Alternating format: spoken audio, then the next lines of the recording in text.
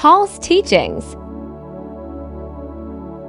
From the prior videos, we learned that Paul was very well versed in languages, laws, philosophy, and Jewish traditions and history. He came from a place of persecuting to now embracing Christianity.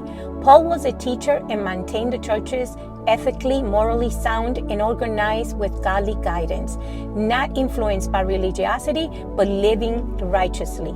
Paul's teaching has been compared to those of Jesus, which raises many questions of him knowing or being present during Jesus' persecution and at the crucifixion. Acts 9:6. So he trembling and astonished, he said, "Lord, what do you want me to do?" This acknowledgement from Paul shows that he truly knew who he was speaking with, and he recognized that it was Jesus Christ of Nazareth whom he was speaking to. My interpretation is that Paul began a new life in Jesus Christ. He follows Christ's teachings, and he put Jesus' words into action by accepting the call. He took the first step towards becoming an apostle and spreading the word. Paul began his mission to lead the early church in Antioch, and this is found in Acts chapter 11, verse 19, and in Acts 18. Paul is on the road, spreading the message and facing opposing Jews, who often became abusive towards him. We also see how Paul started a charity collection process to support the many Christians of Jerusalem and other Christians who were living in poverty. Not only supported the church through spiritual, ethical, and moral guidance, but financially as well.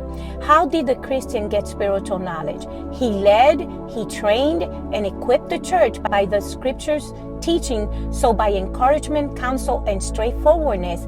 And this is found in Romans 1 verse 9 and Ephesians 1 and 6. And we find that some of Paul's messages to the church were very straightforward and detailed the sins of the churches. Why? Because at that time, some of them were still practicing Hellenistic ideals, idol worshiping, and immoral behavior. They were combining many different forms of belief or practices, which basically translate to the same type of immorality we are currently experiencing and facing in this culture. In his letters, Paul was careful in his delivery, but at the same time stern in his message to better warn them and in instructing the churches on how to separate themselves from it, why it was not conducive to their salvation, and not to follow other religious teachings that were condoning this type of behaviors.